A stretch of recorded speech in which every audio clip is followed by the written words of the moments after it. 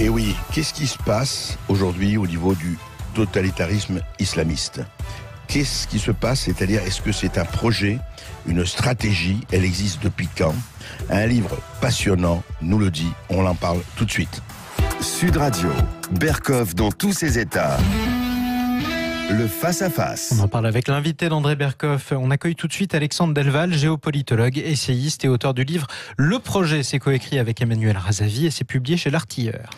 Alexandre Delval, il y a déjà maintenant presque, je veux dire, de quand date le totalitarisme islamique ? C'était en 2000 ? 2002, voilà. Juste après le 11 septembre. Ça fait exactement 17 ans.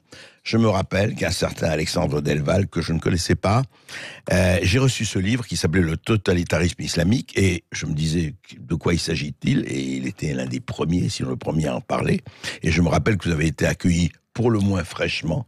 C'est une litote en disant de quoi il parle, encore un réactionnaire, encore la fachosphère, encore ceci et cela. Et puis depuis, il y a eu tout ce qu'il y a eu, et depuis, effectivement, votre livre a apparu comme précurseur. Alors là, vous sortez, avec Emmanuel Razavi, Le Projet. Alors oui. Pourquoi ça s'appelle Le Projet ? Alors pour une raison très simple, en 2001, il y a eu une enquête sur le financement des attentats du 11 septembre, et la police américaine ainsi que la police suisse ont fait une perquisition dans le domicile du milliardaire égyptien Youssef Nada, qui était le président de la Banque des Frères musulmans en Europe et dans le monde, à partir de laquelle des financements ont financé des projets non violents, mais aussi du terrorisme. Et on a trouvé un document très surprenant, un petit document qui s'appelait Le Projet, qui était un document interne aux frères musulmans, qui correspondait à d'autres documents qui avaient été pris dans des perquisitions en Égypte 10 ans plus tôt. Et ce projet expliquait comment on allait procéder pour conquérir le monde, pour faire régner la loi de Dieu sur toute la surface de la terre, c'est complètement mégalomaniaque, mais aussi comment le monde s'y prendre, entier, enfin le monde entier, le califat mondial. Ah oui, le califat mondial, avec le mot califat qui est utilisé, et aussi le terme du tamkin planétaire. En gros, c'est la domination absolue, le triomphe ultime de l'islam d'un point de vue religieux et politique sur toutes les sociétés. C'est un projet terrifiant. Et aussi, bien sûr, le ventre mou européen. Comment on allait procéder pour infiltrer l'Europe, la conquérir de l'intérieur, en prenant l'éducation, les écoles islamiques, développer un sentiment de parano chez les musulmans, faire un communautarisme, et un jour arriver même au pouvoir pour qu'un jour l'Europe soit dominée par les lois de l'islam, la charia. Et quand vous dites ça, Alexandre Delval, je vois beaucoup de gens qui vont dire « Oui, attendez, qu'est-ce que c'est que ce truc ? C'est du complot, encore une thèse complotiste. Est-ce que ça existe vraiment ? Est-ce que vous avez les preuves que ce texte ou ces textes vraiment sont authentiques ? Oui, on a plus que des preuves. Hein. Il y a le texte Le Projet qu'on a retrouvé en 2001. Oui. Il y avait un texte qu'on a retrouvé par la police égyptienne, avait fait une perquisition aussi lors d'une descente et d'une grosse enquête sur le terrorisme en Égypte. C'était pratiquement les mêmes termes employés. Et pour ceux qui seraient sceptiques, qui diraient « Mais non, les frères musulmans, c'est pas ça », eh bien, il suffit de voir ce que disent les frères musulmans dans leur texte fondateur, les fameuses 50 propositions de Hassan el-Banna en 1928. Année de fondation des frères musulmans. L'homme dont on dit qu'il est le plus modéré, qu'il a été mal compris, etc. Voilà ce qu'il dit. Allah est notre ultime but, le messager est notre exemple et guide, le Coran est notre constitution, et notre voie consiste à mourir dans le sentier d'Allah. Et c'est notre plus grand espoir de mourir sur le sentier d'Allah. Et ce que reprennent souvent les frères musulmans, même en Europe, y compris les associations européennes légales des frères musulmans, le Coran est notre constitution. L'idée, c'est que les démocraties occidentales, elles-mêmes, un jour, auront comme constitution la charia. C'est un projet terrifiant, totalement opposé aux valeurs laïques de nos sociétés. Non, ce que vous voulez dire, c'est la charia avant la République, c'est-à-dire, quelque part, que, effectivement, l'islam politique, enfin l'islamisme, disons, est guidé par le fait que la vie doit être régulée par un certain nombre de règles. Oui, alors pour nos auditeurs, oui, effectivement, pour ceux qui ne savent pas, la charia, il y a des choses qui ne sont pas gênantes, puis il y a des choses très gênantes, c'est la partie politique. La charia, c'est une loi qui n'est pas uniquement destinée à aider un homme à croire et à pratiquer sa spiritualité, ce qui est tout à fait légitime. Parce qu'il y a ça dans le Coran, et il y a une grande spiritualité aussi. Et il y a un islam piétiste, il y a un islam privé qui ne pose absolument aucun problème. J'en parle souvent avec le recteur de la mosquée de Paris qui adhère à cet islam apaisé. Mais il y a le projet des frères musulmans qui exerce des pressions pression, y compris sur les modérés, dans toute l'Europe et pas uniquement dans les pays musulmans. Et eux, ils veulent un islam politique. C'est pour ça que parfois, on parle de totalitarisme islamiste ou d'islamisme politique ou d'islam politique. C'est ceux qui veulent utiliser la religion musulmane comme un prétexte pour en fait dominer l'humanité dans le cadre d'un projet impérial que j'appelle suprémaciste, c'est-à-dire le projet d'établissement d'un califat mondial qui abolirait toutes les frontières entre les nations musulmanes et ensuite, une fois que le monde musulman serait rétabli dans son califat, aboli par le mécréant Atatürk en 1924. Oui. Alors c'est l'Empire ottoman. Absolument, l'Empire ottoman. Atatürk Absolument. abolit le califat. Et c'est important de le dire. Et instaure la laïcité. Absolument. Et c'est important de le dire. Pourquoi ? Pour ne pas tomber dans le piège de ceux qui veulent nous faire passer tous pour des islamophobes, y compris des musulmans comme Zineb. C'est pas une guerre entre l'islam et l'Occident. C'est une guerre entre l'islam politique et l'islam. Le monde musulman est la première victime de l'islamisme. Oui, parce qu'il y a énormément de musulmans, mais absolument. la majorité qui ne veulent absolument pas l'islam théocratique. Bourguiba en Tunisie, Atatürk, Reza Shah, tous les despotes éclairés ou ceux qui ont permis l'indépendance de plusieurs pays musulmans et qui étaient des laïcs, qui étaient non, mais même aujourd'hui, sont pestiférés. Oui, mais Alexandre, ne parlons pas seulement de despotes éclairés, parlons d'écrivains comme Kamel Daoud, comme Oualem Sansal, comme tous ces gens qui ne sont pas du tout c'est encore, Voilà, ce que je voulais dire, c'est que les frères musulmans, quand il y a eu les indépendances des pays arabes, effectivement, c'était pas des démocraties, c'est pour ça que je parlais de despotes éclairés, mais y compris en Iran.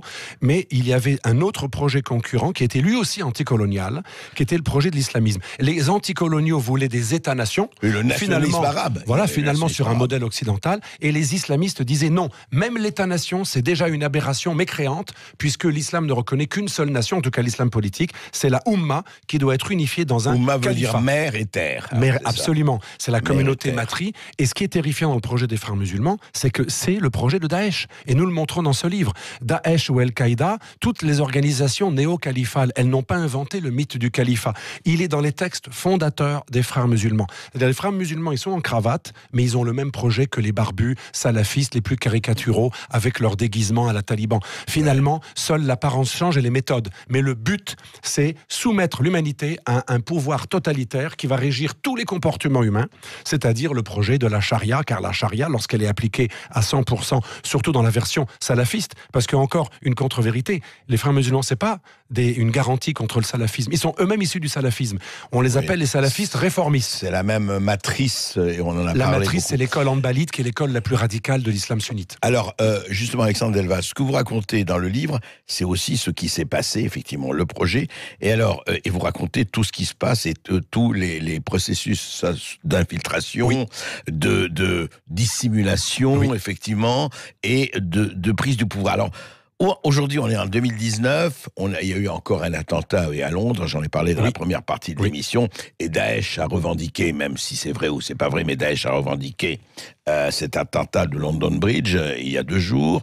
Mais où on en est aujourd'hui? Eh bien, même là, il y a l'empreinte des frères musulmans. Choudari, le fameux imam du Londonistan, le dernier survivant. Anjem Choudari. Voilà, le fameux survivant c'est le dernier survivant du fameux Londonistan des années 90. Vous savez que Londres fut la place à partir de laquelle on a organisé le terrorisme mondial. Enfin, c'est aberrant. C'est Londres, hein. Je me rappelle d'un entretien avec un homme des renseignements du MI5, quand j'étais dans des échanges de fonctionnaires sur le terrorisme. J'étais sidéré. Il nous a raconté pendant 1 heure, en 1996, qu'il était fier... il y a déjà 23 ans. Il nous expliquait, ce fonctionnaire du renseignement anglais, qu'il était fier que son pays accueille les pires islamistes du monde. Il disait, comme ça, on les surveille et on n'aura jamais d'attentat. On a vu les résultats. Eh bien, Choudari, dont je parlais, qui est l'homme qui a formé le terroriste de vendredi dernier, le terroriste au couteau. Choudari a commencé chez les frères musulmans. El-Baghdadi, le leader de Daesh qui a été assassiné par les Américains récemment, il a été formé chez les frères musulmans. Le maître de Ben Laden, Abdullah Azzam, le Palestinien, il a été cadre des frères musulmans, un cadre important des frères musulmans.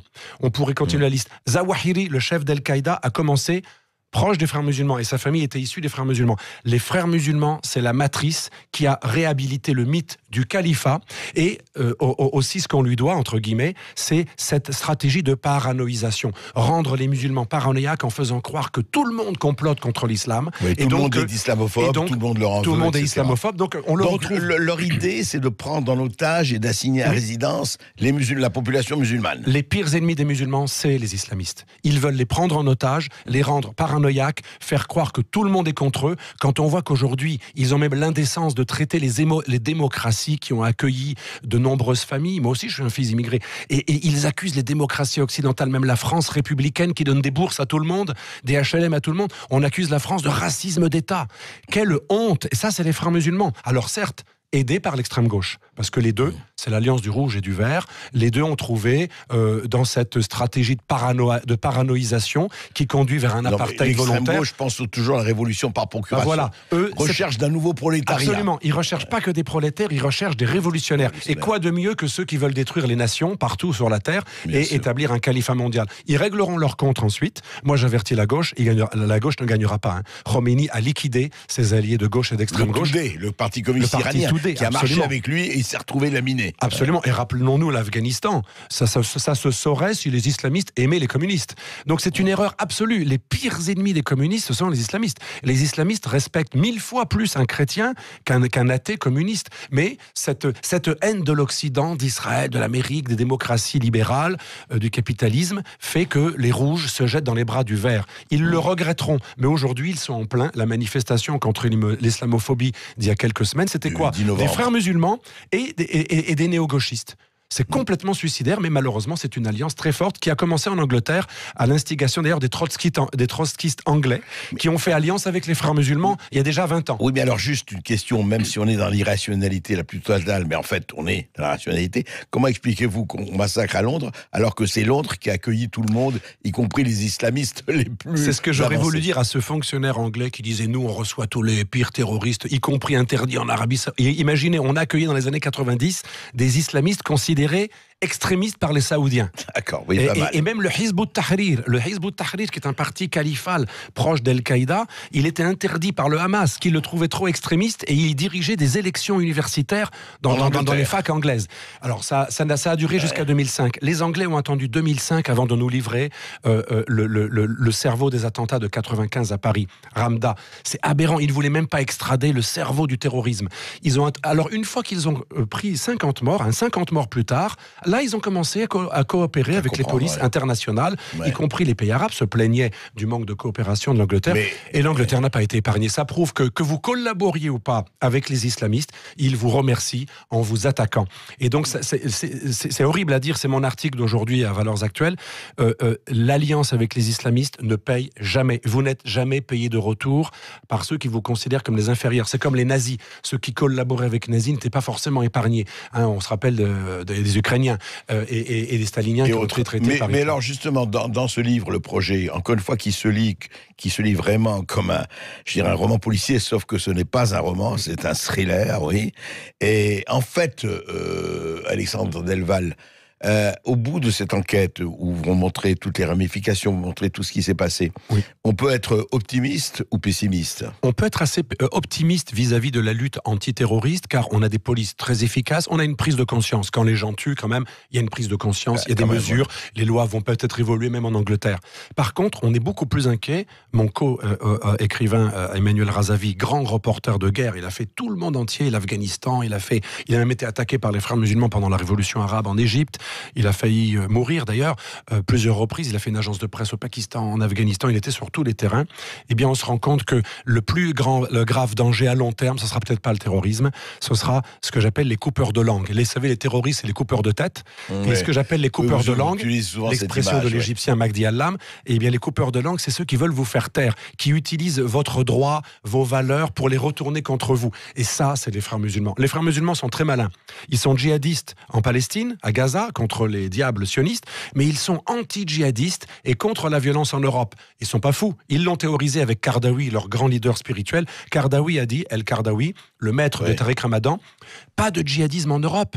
Ce serait contre-productif puisque l'Europe s'offre gratuitement, voire même elle paye parfois des imams pour que nous puissions contrôler. Et pourtant, il y a des attentats en Europe. Pourtant, il y a eu le Bataclan, il y a eu Charlie Hebdo. Les attentats sont... Voilà, ils sont d'ici, Oui, la seule différence entre les djihadistes salafistes et les salafistes réformistes que sont les frères musulmans, c'est que, même s'ils ont le même objectif, les frères musulmans disent, en Europe, on n'est plus dans le Dar el-Harb, terre de la guerre, puisque l'Europe s'offre. L'Europe s'islamise volontairement. Elle paye en Allemagne, par exemple, ou en Belgique, ou en Hollande, on paye les imams. Imaginez, des imams salafistes saoudiens ou frères musulmans sont payés avec l'impôt d'Européens dans plusieurs pays d'Europe. Ce serait stupide de faire la guerre. C'est la seule divergence. Les salafistes djihadistes disent on a des relations que de guerre avec le Dar el-Harb, territoire de la guerre, c'est les mécréants, tandis que les frères musulmans, ils sont réformistes dans ce sens.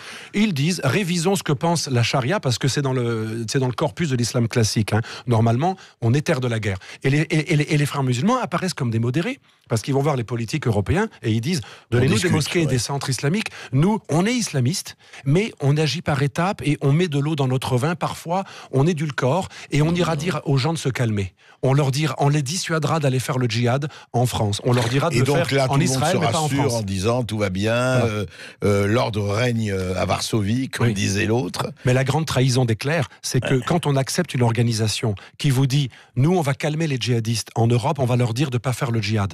Mais on leur dit de faire le djihad en Tchétchénie, en Israël, contre quand même un allié de l'Occident, et en Irak ou en Syrie. C'est très grave. Ça veut dire qu'en gros, on fait comme les Anglais ont fait avec nous. Tant qu'ils tapent pas chez nous, c'est pas grave qu'ils soient djihadistes ailleurs. C'est, comme disait Churchill, le crocodile que l'on nourrit en espérant qu'il n'aura pas trop faim, il ne va pas nous manger tout de suite. Et nous, on fait l'autruche pendant ce temps-là. Oui. Merci. Restez avec nous, Alexandre Delval. Restez avec nous. Je rappelle que vous êtes géopolitologue, essayiste et auteur de ce livre, donc Le Projet. C'est coécrit avec Emmanuel Razavi, publié chez L'Artilleur, disponible dans vos librairies. Vous restez avec nous, Alexandre Delval, parce que dans quelques instants, place à tous ceux qui écoutent Sud Radio. Parlons vrai. 0826 300 300. Vos appels, vos questions, vos réactions sont les bienvenus. André Bercoff vous attend. À tout de suite. Ils ne sont pas vraiment encore cuites. Faut pas exagérer. Mais. Qu'est-ce qui se passe? On en parle avec Alexandre Delval, l'auteur du projet. Et puis, on vous attend, auditeur de Sud Radio. Et je rappelle que le livre d'Alexandre Delval est publié aux éditions L'Artilleur. 0826 300 300, c'est le numéro que vous composez pour réagir à l'émission d'André Bercoff. On accueille tout de suite Laurent qui nous appelle du Gers. Bonjour à vous, Laurent. Oui, bonjour Laurent. Oui, bonjour André Bercoff, bonjour à votre invité. Bonjour. Voilà. Oui, bonjour. Je suis un peu ému, c'est la première fois. Oui. Ne vous inquiétez pas, tout va bien. Dites-moi, oui, on vous entend. Par rapport pour venir au tout début de l'émission, vous parliez des djihadistes, ceux qui étaient libérés. Ouais. Et moi, il faudrait qu'on éclaire ma lanterne. Soi-disant, nos présidents à l'époque nous ont dit qu'on était en guerre. Oui. Contre le terrorisme, tout ça. Oui. Et j'aimerais savoir pourquoi c'est pas un tribunal militaire qui les juge. Les Français qui sont partis faire le djihad, ils ont trahi leur pays, leur nation. Oui, qui ont fait même la guerre contre leur pays, quoi. En fait. Voilà, contre leur pays. Ces gens-là, pour revenir pour la Seconde Guerre mondiale, les Français qui étaient dans la Waffen-SS ont été exécutés. Ouais. Pourquoi on ne fait pas pareil? Tribunal militaire, exécution. On ne peut pas s'emmerder avec des gens comme ça. Alors, ils ne finiront jamais leur foi, de toute façon. Ouais. Non, mais c'est une question que vous posez qui est légitime. Alexandre Delval, ce que dit effectivement Laurent, il dit mais pourquoi c'est pas un tribunal militaire qui les juge? C'est djihadistes dont on dit qu'ils vont revenir, pas revenir, enfin vous savez. Pourquoi pas, le droit ne le permet pas pour l'instant, mais pourquoi pas? Non, ce qu'il faut surtout, c'est des peines incompressibles. En France comme en Angleterre, on l'a vu vendredi dernier, souvent ceux qui commettent des attentats sont des gens qui auraient dû prendre 40 ans, ils en prennent 16, parfois ils en prennent 8 et ils font la moitié. Parfois, du coup, Choudary, le formateur du terroriste de vendredi dernier à Londres, lui, il a fait 2 ans et demi. Alors qu'il est lié à 300 complots terroristes, selon les termes de la loi anglaise. Et Artiga, par exemple, on a un imam à Artiga qui a formé tous les réseaux des terroristes. Corel, oui. Le fameux Corel, c'est un Syrien qui a un faux nom. L'imam, l'émir blanc d'Artiga, il n'a jamais été en prison. Il a formé tous les terroristes, à commencer par Mohamed Merah du sud-ouest. Donc là, il y a un véritable problème. Et il est toujours là. Vous savez, c'est pas que le terrorisme. Moi, j'ai vu l'émission sur Bertrand Cantat. Le juge d'application des peines qui a libéré Cantat au bout de 4 ans, alors que le type, il a récidivé et sa seconde femme a dû elle-même mourir à cause des coups. Il y a un vrai problème avec la justice, pas uniquement vis-à-vis de l'islamisme, mais il y a une justice trop laxiste. Il n'y a plus de peine de sûreté. Il faut rétablir des peines de sûreté. Que les gens fassent un minimum et que le minimum soit très élevé quand les gens sont dangereux. Je précise juste que la deuxième épouse de Bertrand Cantat s'était donné la mort elle-même, donc c'est pas tout à fait la même chose. C'est ce que j'ai dit. Elle s'est donné la mort, on a les preuves, à cause des coups qu'elle recevait. Il la battait régulièrement, elle était traumatisée, il y a eu toute une enquête, on le sait qu'elle est morte à cause de lui. Et ce type était un récidiviste. En général, les récidivistes ne devraient pas avoir des réductions de peine. C'est une honte. Moi, ça me choque. Et on parle des femmes en ce moment, c'est pareil que pour les islamistes. Je pense que les justices devraient être beaucoup plus fermes avec les gens qui sont des criminels pathologiques et qui sont en général des récidivistes. 0826 300 300 d'abord. Merci Laurent. On accueille tout de suite Anne-France. Bonjour à vous Anne-France. Oui, bonjour. Bonjour, André Berkoff. Mon propos vient d'être dit par Laurent, parce qu'effectivement, on est quand même en état de guerre, on l'a dit à certains moments, et moi j'estime que c'est pareil, un tribunal militaire qui devrait traiter ces gens-là, parce que il y a les gens qui rentrent d'Irak, de Syrie, ailleurs. Syrie, de tout ça. Et la valeur de l'État, du tribunal civil n'est pas comme l'État militaire. Donc, il y a un laxisme, non, mais c'est pas ça le problème. Il faut qu'il soit hors d'état de nuire, c'est tout. C'est ça le problème. Voilà, hors d'état de nuire. Ils vont prendre 2 à 3 ans, dans le meilleur des cas, pour la plupart de ceux qui reviennent. C'est pour ça. Non, mais l'idée que dit Anne-France et qu'a dit Laurent, c'est quand même. Il faut se dire, non, parce que attention, on a vu les images. Quand ils sont partis, on a vu les images où ils brûlaient leur passeport, brûlaient leur carte d'identité. La France, c'est fini. Maintenant, c'est la lutte pour le califat, etc., etc. Bon, donc, vous savez que c'est dans la loi. Quand vous prenez les armes contre votre pays, la loi, c'est des années de prison. La loi etc., permet beaucoup de choses, y compris la déchéance de nationalité pour tous ceux qui sont binationaux. C'est rarement appliqué, très très rarement en Angleterre comme en France. On a vu Hollande quand il a essayé, absolument. Il s'est fait retoquer. On pourrait frapper d'indignité nationale à vie, faire perdre les droits sociaux, le droit de vote, mais malheureusement tout cela n'est pas fait. La grande majorité des cas sont traités par un laxisme, et on a très peu de photos avec des preuves de ceux qui sont allés en Syrie égorgés. Il y en a quand même assez peu que l'on voit des tête dans la main. La majorité de ceux qui reviennent sont des amis, des membres, des familles, des enfants de djihadistes. Ils ne seront pas judiciarisables, et beaucoup d'entre eux, peut-être pas tous, mais beaucoup, ont gardé leur fanatisme et risquent un jour de passer à l'acte. Le vrai problème, il est là, c'est que le droit, on est comme des démocraties, ne nous permet pas de mettre hors d'état de nuire la plupart de ceux qui reviennent. Je l'affirme, la plupart de ceux qui reviennent ne sont pas incarcérables très longtemps, voire pas du tout. C'est un problème énorme pour notre civilisation. Oui, mais c'est pour ça, attendez, les lois sont faites aussi pour être soit changées, soit modifiées, absolument. Soit on crée des nouvelles lois. Et je crois que le problème de la guerre, sans rejoindre nos auditeurs, il y a peut-être un problème à dire, est-ce qu'il n'y a pas un autre genre de tribunal quand on rapatrie des guerriers, des tribunaux d'exception. Il faut savoir, en tout cas, il y a eu quand même suffisamment de morts et d'attaques pour, en tout cas, se poser la question. Mais le problème, c'est qu'on n'est pas en guerre contre eux, c'est eux qui sont en guerre contre nous. Les démocraties ne se disent pas en guerre contre l'islamisme. Oui, mais justement, c'est pour ça qu'on n'a pas de tribunal militaire. Mais il est temps d'en parler. Je vous rejoins absolument, oui, il est temps. Merci en tout cas Anne-France. 0826 300 300, on retrouve Simone tout de suite. Bonjour à vous Simone. Oui, bonjour. Bonjour à vous tous. Oui, bien écoutez, moi je suis terrorisée, pas parce que j'entends, parce que je le sais. Je pourrais vous dire que mon mari est décédé il y a 12 ans et qu'avant, il a été malade avant. Et avant, il me disait, les seuls qui sont notre bouclier, ce sont les Juifs.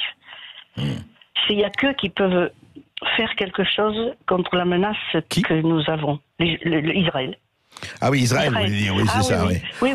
Israël, pour lui, c'était le seul rempart. Je suis pas d'accord avec vous, on n'a pas de sauveur magique, c'est ni les Russes, ni les Israéliens. Si nous nous aidons pas nous-mêmes, si les Européens, qui sont majoritairement non-juifs, ne prennent pas la mesure de la menace, c'est pas, croyez-moi, l'histoire montre qu'on n'est jamais sauvé par un bienfaiteur extérieur, bienveillant, qui vient de manière altruiste. Ça n'existe pas. Ça veut dire que les Européens doivent se réveiller. Mais c'est vrai que souvent, à l'intérieur de la communauté juive ou des milieux israéliens, il y a un niveau de conscience plus élevé. C'est normal, le pays est complètement encerclé et assiégé par le Hamas. Il y a eu aussi des choses en 30 et 40, etc. Bien sûr, et le passé... Mais Anne-France, vous seriez pour plus de sévérité, moins de laxisme? Complètement. Ah, mais vous venez de tout dire, là. On est laxiste complètement, la justice laisse tout faire. Mais d'abord, il fallait appliquer cette déchéance de nationalité. C'était la première des choses à faire. Mais vous voyez bien qu'on laisse tout faire. Vous avez des tas dans certaines régions, des femmes qui se trimballent avec la burqa complète, quand même. Pourquoi est-ce qu'on laisse faire? Pourquoi est-ce qu'on laisse tout faire? Pourquoi est-ce que, à Martine Aubry, on les encourage? Mais on les encourage. Alors les musulmans modérés, ils vont partir vers eux. Ils vont pas rester vers nous, ils vont partir vers... S'il y a une rupture, oui. Eh bien... Surtout sur les rangs paranoïaques et qu'ils cèdent à l'idée de croire que tout le monde est islamophobe. Je suis d'accord avec vous.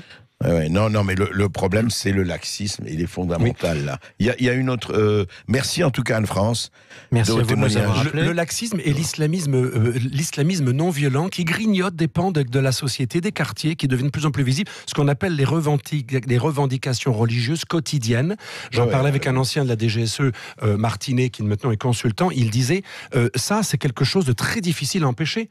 L'idée de pratiquer sa religion, c'est tout à fait normal. Normal. Mais les islamistes qui ont un projet de conquête se cachent derrière la liberté religieuse et c'est très compliqué à juguler. Merci à vous en tout cas, Anne-France. On retrouve tout de suite Jean-Marc au 0826 300 300. Oui, bonjour Jean-Marc. Oui, bonjour messieurs, bonjour monsieur Berkoff. Bonjour. Je voulais d'abord vous féliciter pour votre discernement du moins récent, là, puisque vous apparaissez sur la scène des médias comme un investigateur de qualité. Merci. Et j'avais une question pour monsieur Deleval concernant la création des frères musulmans. Oui. Est-ce qu'en fait, il ne s'agirait pas plutôt d'une guerre de l'époque entre les Français et les Anglais sur le territoire moyen-oriental? J'aimerais bien. On commence par ça dans le livre, d'ailleurs, avec Emmanuel Razavi. Malheureusement, c'est pas ça. Ils ont utilisé l'idée anticoloniale, ce qui était à la mode. C'était vraiment intelligent de leur part. Mais les frères musulmans ont été créés par un courant salafiste dit réformiste, la Salafia Islahia, qui venait de Hassan el-Banna, lui-même héritier de Rachid Rida. Pour vous la faire courte, c'est des gens qui ont grosso modo les mêmes idées que les salafistes wahhabites saoudiens, mais plus adaptables. Et l'idée, c'était de faire échec aux États-nations, à la modernité et à la sécularisation, c'est-à-dire la séparation entre le politique et religieux. Ils étaient horrifiés par l'un des leurs, un musulman, pas un occidental, Atatürk, qui était pourtant un nationaliste turc. Mais séparation de la mosquée et de l'État. Et les frères musulmans apparaissent en réaction à l'abolition du dernier califat par Atatürk. Donc c'est une guerre interne au sein du monde musulman, entre ceux qui ont une vision califale, impériale, qui veulent que la religion musulmane soit essentiellement politique et conquérante, et, comme Atatürk, des leaders raisonnables qui voulaient des États-nations modernes, où la religion est séparée du politique. Donc c'est une guerre interne à l'islam, il faut le répéter. Oui, et d'ailleurs, je dis ça à Jean-Marc et à tous nos éditeurs, c'est intéressant, les dates toujours. Oui. 1924, donc après la Première Guerre, l'Empire ottoman est aboli. Absolument. Le califat est aboli de manière extrêmement officielle et l'instauration de la laïcité, les voiles. Qu'est-ce qu'il a dit, Kemal Atatürk? Il a dit, il n'y a que les prostituées qui portent le voile. Ah oui, et donc, il faut se rappeler ça. Vous savez qu'aujourd'hui, les lois en Turquie condamneraient Atatürk pour islamophobie. Ah ben, c'est clair. Et Erdogan se veut d'ailleurs, j'ai oublié de le dire, mais dans le livre, on en parle beaucoup. Erdogan, c'est pas n'importe qui. Il est l'élu des frères musulmans. Kardawi, le leader spirituel des frères musulmans, a déclaré Erdogan, c'est le nouveau calife.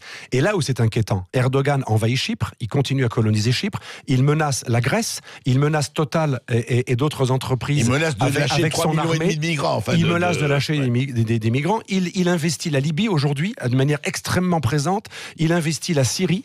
Il négocie avec Trump et avec Erdogan et avec Poutine l'élimination des Kurdes, et il dit aux Européens de ne pas s'intégrer, et il est très proche des frères musulmans. Il dit aux Turcs européens et aux musulmans européens de ne pas s'intégrer, et il leur dit devenez tellement forts qu'un jour les Européens auront peur de sortir de leur maison. Mais vous vous rendez compte la violence du propos? C'est un discours qu'il a prononcé en Bosnie, en appelant tous les musulmans d'Europe à ne pas s'intégrer et à former une communauté qui fera peur aux mécréants. Il parle de l'Europe en voie de putréfaction. Il a dit que Macron était en mort cérébrale, là il est gentil. D'habitude il est beaucoup plus dur. On a un homme redoutable qui veut être le Atatürk à l'envers. Ça résume ce que j'ai dans le livre. Le projet, c'est un projet de reconquête califale des frères musulmans qui veut laver l'affront du fait que des autochtones musulmans ont se sont laïcisés comme Atatürk, ont voulu moderniser. C'est un projet obscurantiste qui s'abrite derrière l'anticolonialisme pour justifier un totalitarisme religieux, obscurantiste, théocratique. Oui, c'est vraiment effectivement la ligne de fracture. Il y a des millions, voire des dizaines et centaines de millions de musulmans qui vivent leur vie de façon extrêmement pacifique. Et qui aiment leur nation. Et qui sont des laïcs. Et qui sont, etc. Et puis, il y a des gens qui veulent les assigner à résidence, qui veulent les mettre effectivement dans la boucle. Et je crois que la ligne de partage de conflit va être là. Il est déjà là. Et il va être là. Et il faut dire que les frères musulmans sont antinationalistes. Premier acte de Ennahda en Tunisie, qui vient de gagner les élections, c'est les frères musulmans, la cause palestinienne. Le frère musulman s'occupe de causes qui ne sont pas des causes nationales. Il veut rétablir un califat et ils utilisent beaucoup la cause palestinienne pour fanatiser l'antisionisme, d'où l'alliance avec la gauche. Donc c'est une véritable stratégie de paranoïsation globale qui est très très bien pensée, il ne faut pas les sous-estimer. Avec leur nouveau chef Erdogan, qui est devenu le chef de facto des frères musulmans, on a le Qatar, Erdogan en Turquie, le Koweït qui finance les frères, et l'Europe qui est le ventre mou, la terre de conquête fantastique puisqu'elle est ouverte à tous les vents, sans exigence de réciprocité.